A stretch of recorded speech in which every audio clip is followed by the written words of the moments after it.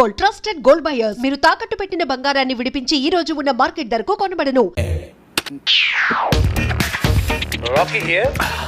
Hello Rakhi గారు, public లో మీ cinema response super గా ఉంది. పబ్లిసిటీ అదిరిపోయిందండి. మీ సినిమా డిస్ట్రిబ్యూషన్ రైట్స్ మాకు ఇస్తే మా బోర్డ్ ఆఫ్ డైరెక్టర్స్ పంపించి మార్కెట్ రేట్ కన్నా ఎక్కువ ఇస్తాం.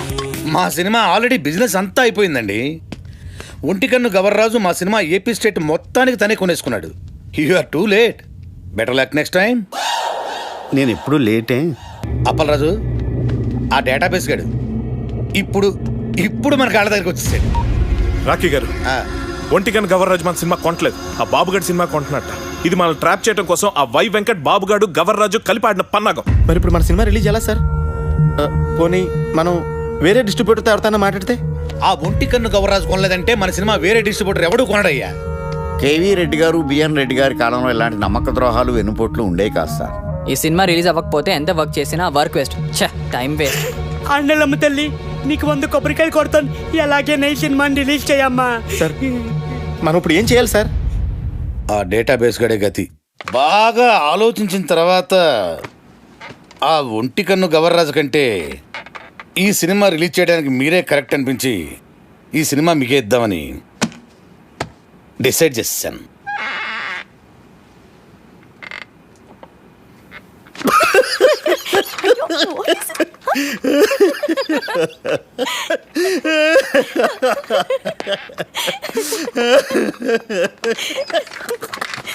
ఏంటండి నవ్వుతారు? చెప్పండి సార్. అరే నవ్వుతారేంటండి? ఒంటికన్ను గవర్రాజు మీ సినిమా కొనకుండా చెక్అవుట్ అయిపోయాడని ముందే మాకు ఇన్ఫర్మేషన్ వచ్చింది.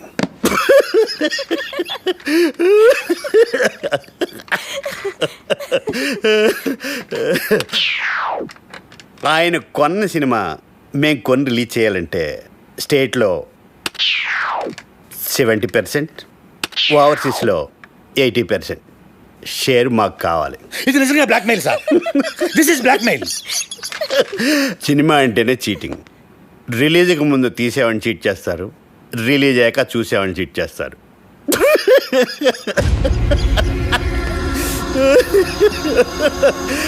సరే, అది పక్కన పెట్టండి. మేం తప్ప మీ సినిమాని ఎవ్వరూ రిలీజ్ చేయలేరు. మా బోర్డ్ ఆఫ్ డైరెక్టర్స్ వచ్చి మీ సినిమాని ఫ్రీగా ఇస్తేనే రిలీజ్ చేస్తామని ఓ మాట చెప్పకముందే మీరు డెసిషన్కి వచ్చి రేట్ చెప్పండి. సార్ సంక్రాంతికి మన సినిమా రిలీజ్ అవ్వాలంటే ఏదో చెప్పండి సార్. ఒప్పుకోండి సార్, ప్లీజ్ సార్. సార్ సంక్రాంతికి రిలీజ్ చేస్తే బాగుంటుందేమో అండి.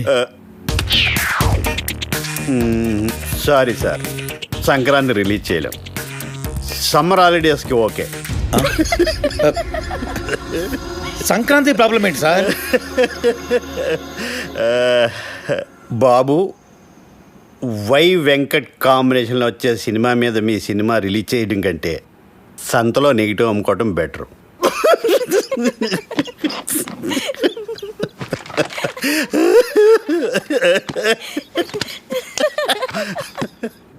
నా సినిమా రిలీజ్ డేట్ ఫిక్స్ చేయడానికి డేటాబేస్ కడేవాడు. నేను ముందే చెప్పాను కదా మన సినిమా సంక్రాంతి రిలీజ్ చేయాలని. ఆడు తప్పితే మీకు వేరే డిస్ట్రిబ్యూటర్ దొరకలేదా?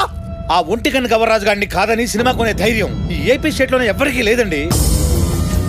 అలాగా అయితే నా సినిమా నేనే కొంటా, నేనే రిలీజ్ చేస్తా. ఇది నా ప్రెస్టీజ్ ఇష్యూ. ఎట్టి పరిస్థితుల్లో సినిమా సంక్రాంతికి రిలీజ్ అవ్వాల్సిందే. లేకపోతే ఆ బాబుగాడి సినిమాకి భయపడి పారిపోయానని చెప్పి నా ఫ్యాన్స్ కోపం వస్తుంది. సమస్యే లేదు, సినిమా రిలీజ్ చేస్తా. ఓం నమః శివాయ. వావ్, బాగుంది, చాలా బాగుంది. ఆ కేటీ గారు సినిమా రిలీజ్ చేస్తాడు. మీ డైరెక్షన్, మీ డిస్ట్రిబ్యూషన్, మీ మీడియా ఏమి పీకలేకపోయింది. ఆ సినిమా ఆపాలి. ఎలా ఎలా అప్పల్రా సినిమా నెగిటివ్ని తగలెట్టేస్తే. Are you serious? అదంత ఈజీనా? సినిమాని తీయడం ప్రాణం పోయడం కష్టం, తీసిన సినిమాని తగలేయడం ప్రాణం తీసినంత ఈజీ. నెగిటివ్ యాడుల్లా లేబుళ్ళ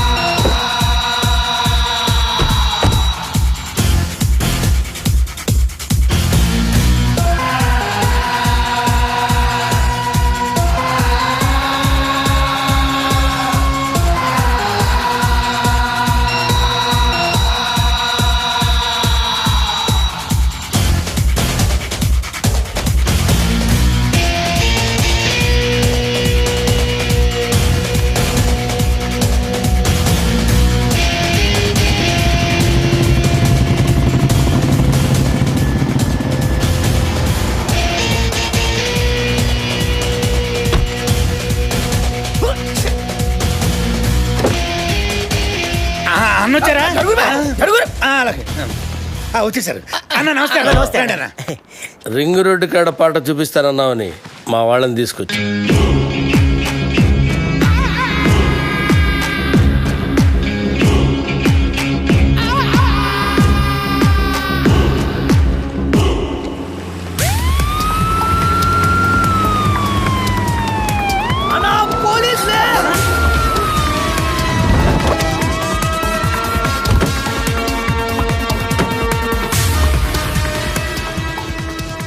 గన్ అన్నా మనం ఎందుకు దాక్కున్నాం రా? నాకేమెరికనా, నువ్వు దాక్కున్నావా నేను దాక్కున్నా?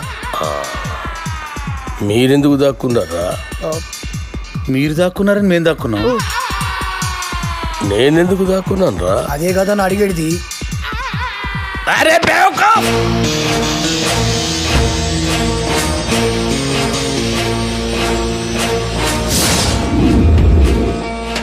అందరూ వచ్చారు. రింగ్ రోడ్ సాంగ్ త్వరగా వెతకండి.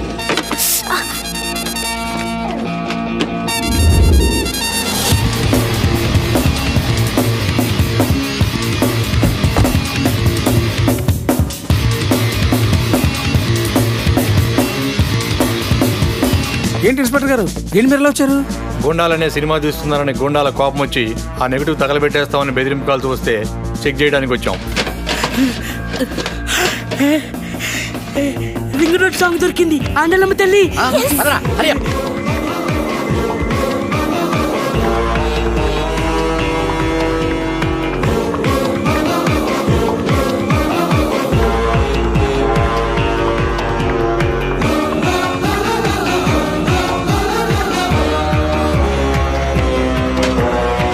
ఈ రింగ్ రోడ్ కాడ సాంగ్తో బాబుగాడి కెరియర్ ఫినిష్.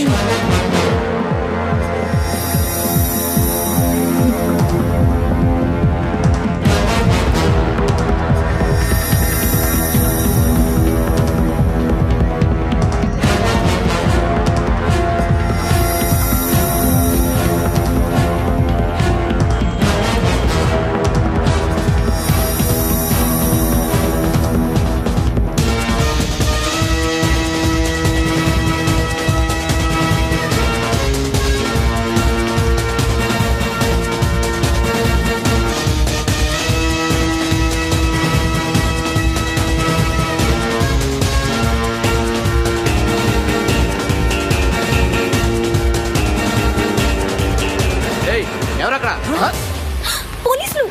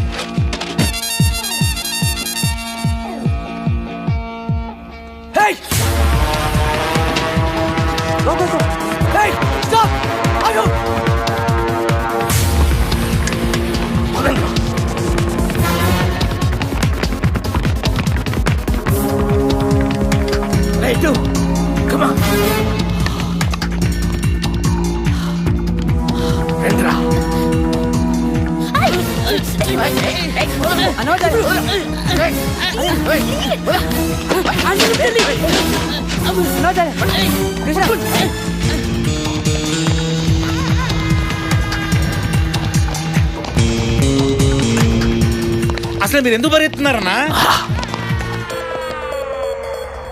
నువ్వెందుకు పరిగెడుతున్నావురా? అన్నా నాకేం మరి కానీ నువ్వు పరిగెత్తున్నావు నేను పరిగెత్తున్నా. మీరెందుకు పరిగెడుతున్నారా? సార్ మరి నేనెందుకు పరిగెడుతున్నాను? ఏ కాదని అడిగడిది.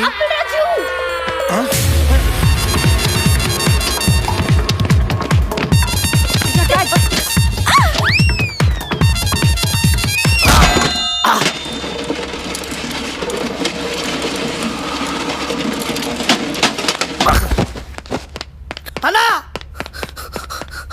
అన్నా అన్నా అన్నా అన్నా అన్నా చచ్చిపోయిన లేదన్నా చచ్చిపోయినావా అన్న? బుల్లెట్ తోటి చచ్చిపోతావా అనుకుంటే డబ్బా నెత్తి మీద పడి చచ్చిపోయినవా అన్న? ఎట్లుండేటోడి ఎట్లయిపోయినవా అన్నా? ఎందుకురా ఏడుస్తున్నావు? నువ్వు చచ్చిపోయినావు కదా నా దగ్గర ఏడుస్తున్నానా? నేనెక్కడ చచ్చాను రా? అదే కదా నా అడిగేది. అల్లా అల్లా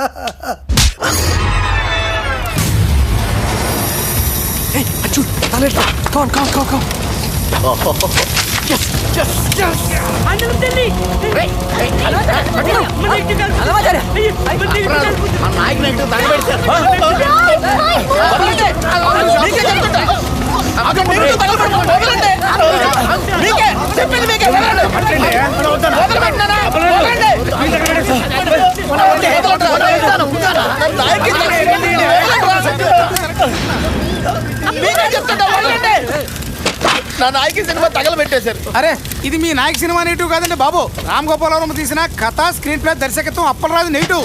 జ్ఞానం ఏదేమో అప్పలరాజుని రాసుంటే వాళ్ళు ఏమో కన్ఫ్యూజ్ అయిపోయి తగలెట్టేశారు ఇక్కడ.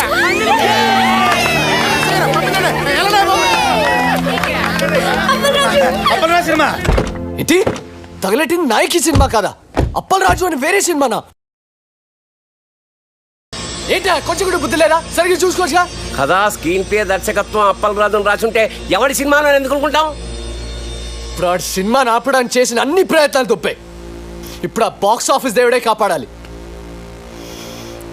బాక్స్ ఆఫీస్ దేవుడా ప్లీజ్.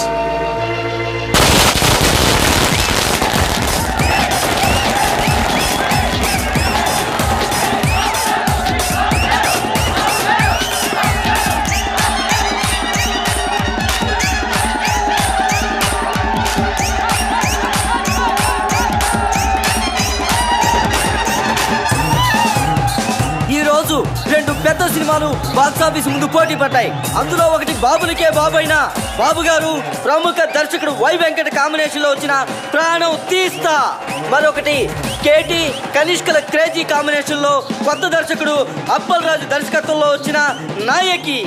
మరి రెండు సినిమాల భవిష్యత్తు ఏ విధంగా ఉండబోతుంది అనేది మరి కొద్దిసేపట్లో మనం తెలుసుకోబోతున్నాం. ఈ రెండు సినిమాల గురించి ముందుగా క్రిటిక్స్ ఒపీనియన్స్ తెలుసుకుందాం. బాబు గారు వై వెంకట్ల కాంబినేషన్లో వచ్చిన ప్రాణం తీస్తా సినిమా సూపర్ డూపర్ హిట్. ఇది వరకున్న బాక్సాఫీస్ రికార్డులన్నింటినీ ఈ సినిమా బద్దలు కొట్టే పరిస్థితి కనిపిస్తోంది. ఈ సినిమాలో బాబు గారు తల వెంట్రుకతో 900 మంది నరికి చంపే ఎపిసోడ్ ఈ సినిమాకే హైలైట్. కమర్షియల్ సినిమాలకే ఇదొక ట్రెండ్ సెట్టింగ్ సినిమా. ఈ సినిమాకి 4 స్టార్స్ ఇస్తాను. వై వెంకట్ గారి డైరెక్షన్, బాబు గారి నటన నెక్స్ట్ జనరేషన్ కూడా డామినేట్ చేస్తాయి. నేను ఈ సినిమాకి 4.5 స్టార్స్ ఇస్తున్నాను. ఇకపై తెలుగు సినిమా చరిత్రని బిఫోర్ ప్రాణం తీస్తా, ఆఫ్టర్ ప్రాణం తీస్తాగా డివైడ్ చేయొచ్చు. ఈ సినిమాకి నేను 5 స్టార్స్ ఇస్తాను. ఇవి కూడా సరిపోవు, కానీ ఇవ్వడానికి నా దగ్గర అంతకు మించి స్టార్స్ లేవు. Thank you sir. ప్రాణం తీస్తా సినిమా గురించి మీ ఒపీనియన్స్ తెలియజేసినందుకు. మరి నాయకిని ఎవరైనా సినిమా అంటే అది సినిమా అన్న పదానికే అవమానం. కెమెరా కనిపెట్టినప్పటి నుంచి ప్రపంచంలో ఏ లాంగ్వేజ్లోని ఇంత చెత్త సినిమా రాలేదు. ఈ సినిమాని డైరెక్టర్ ఎందుకు తీశాడో, ఇంత చెత్త సినిమాలో కనిష్క, కేటీ లాంటి స్టార్స్ ఎందుకు యాక్ట్ చేశారో మనకు అర్థం కాదు. నాయకి సినిమా చూస్తున్నంతసేపు తలనొప్పి. జండుబామ్ కంపెనీ వాళ్ళు తమ సేల్స్ పెంచుకోవడానికి చేసిన కుట్రలో భాగమే ఈ సినిమా అని నా ఫీలింగ్. ఈ సినిమాలో హీరో ఓ సిచ్యువేషన్ లో ఆత్మహత్య చేసుకుని చచ్చిపోతే బాగుంటుంది అనిపిస్తుంది. కానీ అంతలోనే హీరో ఐటెం గర్ల్ తో కలిసి పాట పాడుతూ ఉంటాడు. అబ్బే లాజిక్ లేదు. ఈ సినిమాలో రెహమాన్ శర్మ చేసిన పాటల కంటే ట్రైన్లో అడుక్కునే వాళ్ళ పాటలు బాగుంటాయి. ఎవడో శ్రీశైలం అంట, వాడు రాసిన లిరిక్స్ కి అర్థం వాడికన్నా అర్థం అవుతుందో లేదో. ఒక పల్లవి లేదు, ఒక చరణం లేదు, అసలు లిరిక్స్ నాయకి అని పేరు పెట్టినందుకు శ్రీజాతికి అవమానం. కేటీ ఇక విలన్ వేషాలు వేసుకోవాల్సిందే. సినిమాని ఎలా తీయకూడదు అనే దానికి ఎగ్జాంపుల్ గా ఈ నాయకి సినిమాని ఫిల్మ్ ఇన్స్టిట్యూట్ కోర్సుల్లో పెట్టే అవకాశం ఉంది. ఈ సినిమాని టికెట్ లేకుండా ఫ్రీగా షో చూపించిన జనం థియేటర్కి రారని ఒక అంచనా. ఈ సినిమా చూసిన వాళ్ళకి టైం వేస్ట్, తీసిన వాళ్ళకి డబ్బులు వేస్ట్, యాక్ట్ చేసిన వాళ్ళకి డేట్స్ వేస్ట్, టోటల్గా ఈ డైరెక్టరే వేస్ట్. అప్పలరాజు తిరిగి అమలాపురం వెళ్ళిపోవడం తప్ప వేరే దారే లేదు. నా రేటింగ్ 1.5. నేను ఒక్క స్టార్ ఇస్తాను. నేను 1/2 స్టార్ ఇస్తాను. నేను ఈ సినిమాకు స్టార్స్ ఇవ్వను. అరా ఈ సినిమాకి స్టార్సా?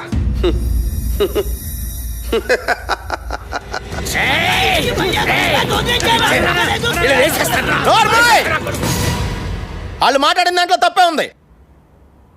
నీ పాటలు వాళ్ళు చెప్పిన దానికంటే పరమ చెత్త. అన్న పాటలంట అవరా.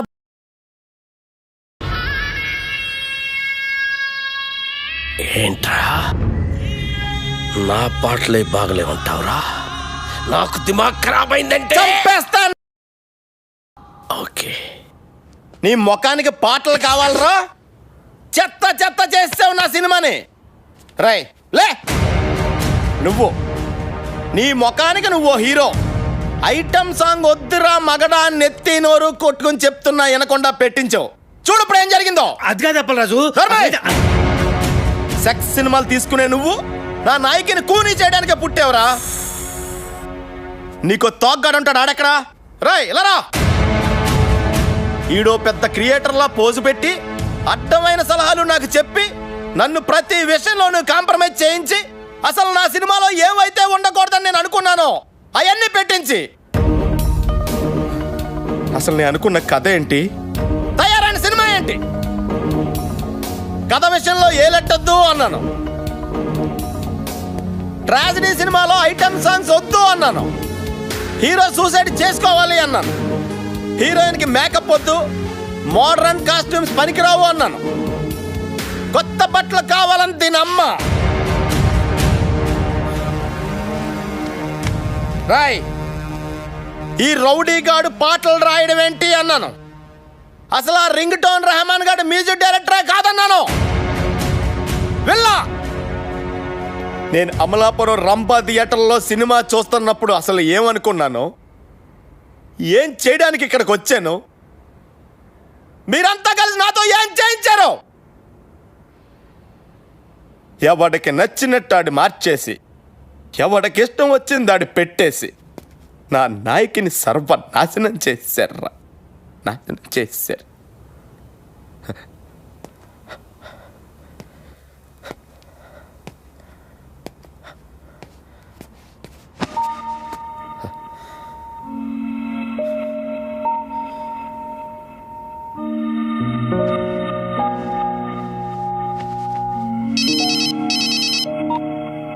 హలో రాఖీ గారు, కంగ్రాట్స్.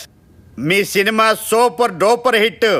బాబు గారు యాక్ట్ చేసిన ప్రాణం తీస్తా డిజాస్టర్. దానికి షోకి కలెక్షన్లు పడిపోతున్నాయంట. మన సినిమాకి షోకి కలెక్షన్లు పెరిగిపోతున్నాయట. బ్లాక్ లో మన సినిమా టికెట్ 1000 రూపాయలకి కూడా దొరకటం లేదట. రిపీట్ ఆడియన్స్, జనం గోల, కేకలు, అరుపులు. ఏమండి, మేము అసలు డల్ మూడ్ లో ఉంటే మధ్యలో మీ జోక్స్ ఏంటండి? జోక్ ఏంటండి? మీరు టీవీ పెట్టుకోండి, మీకే తెలుస్తుంది.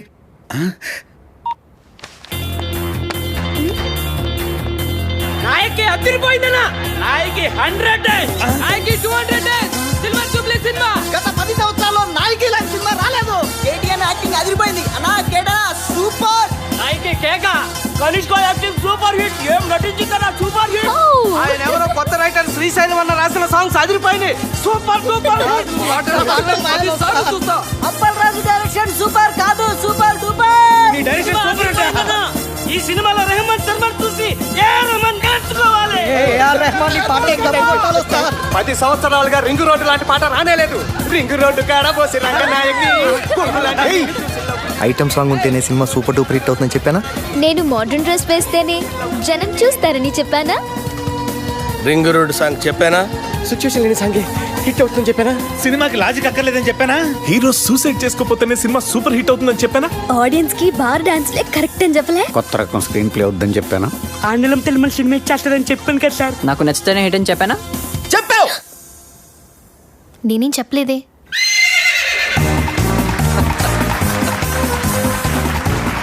వెల్కమ్ టు గుర్రం అవార్డ్స్. సంచలనాత్మక విజయం సాధించిన అప్పల్ రాజు గారి నాయకి సినిమా ఈ ఏడాది గుర్రం అవార్డ్స్ ని మొత్తం డామినేట్ చేయబోతోందని నేను చెప్తే మీరెవ్వరూ ఆశ్చర్యపోరని నాకు తెలుసు. మంచి సినిమా తీయాలనే తపన తప్ప మరేమీ ఆలోచించని రాకీ గారికి ద బెస్ట్ ప్రొడ్యూసర్ అవార్డ్.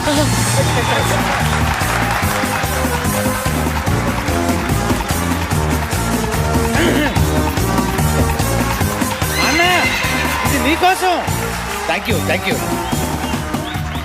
చావు పాటని పుట్టిన పిల్లాడి అరుపుతో రీమిక్స్ చేసి ఆల్ టైమ్ మ్యూజికల్ హిట్ చేసిన సంగీత బ్రహ్మ రెహమాన్ శర్మ గారికి బెస్ట్ మ్యూజిక్ అవార్డ్.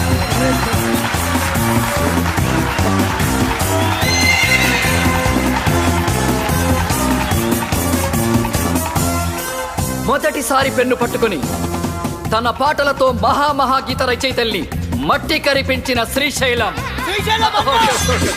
శ్రీశైలం అన్న డైనమిక్ లిరిక్ రైటర్, రేపటి సినీ పాటల కేర్ ఆఫ్ అడ్రస్ శ్రీశైలం అన్నకి ఉత్తమ పాటల రచయిత అవార్డ్. రింగు రోడ్డు కాడ రంగనాయకి అనే పాటకి ఈ అవార్డ్.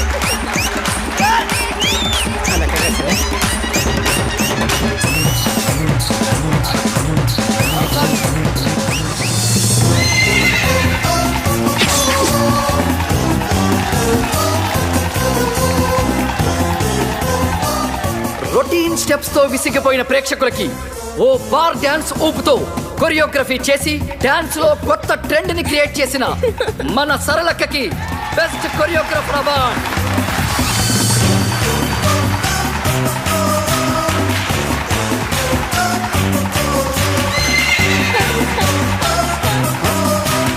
థ్యాంక్ యూ సరళక్క. తన క్రియేటివ్ థాట్స్ తో బ్రిలియంట్ ఆలోచనలతో కథకి ప్రాణం పోసి క్రియేటివిటీ అనే మాటకి కొత్త అర్థం చెప్పిన creative genius, creative head Pushpanand గారికి స్పెషల్ జ్యూరీ అవార్డ్.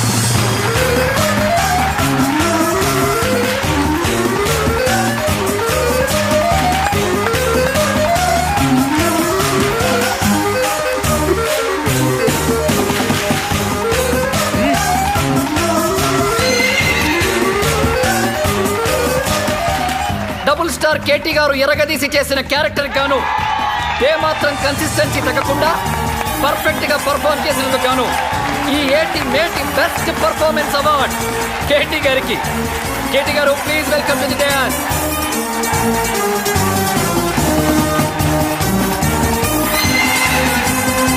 కేవలం గ్లామరే కాదు, అద్భుతమైన పర్ఫార్మెన్స్ కూడా చేయగలను అని నిరూపించుకున్న బెస్ట్ హీరోయిన్ కనిష్క గారికి best heroine award.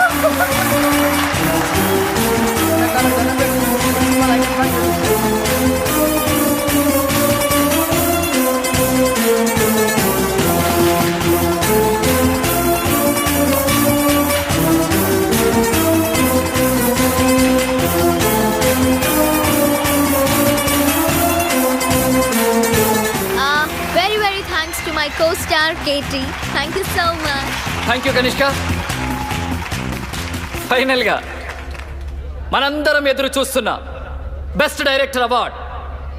Cinema start అయినప్పటి నుంచి చివరి వరకు కడుపు బొనవిన ఆడియన్స్ సాక్షిగా సినీ చరిత్రలోనే ఆల్ టైమ్ బెస్ట్ కామెడీ చిత్రాన్ని అందించిన సంచలన దర్శకులు అప్పల్ రాజు గారికి all time best comedy director award. Best comedy director Appal Raju గారికి స్వాగతం, సుస్వాగతం. సొత్తు కాదురా నాలంటూ ఎవడప్ప సొత్తు కాదురా టాలెంటు అప్ప సొత్తు కాదురా కథా స్క్రీన్ ప్లే దర్శకత్వం నీకిప్పుడేంటో తెలిసిందా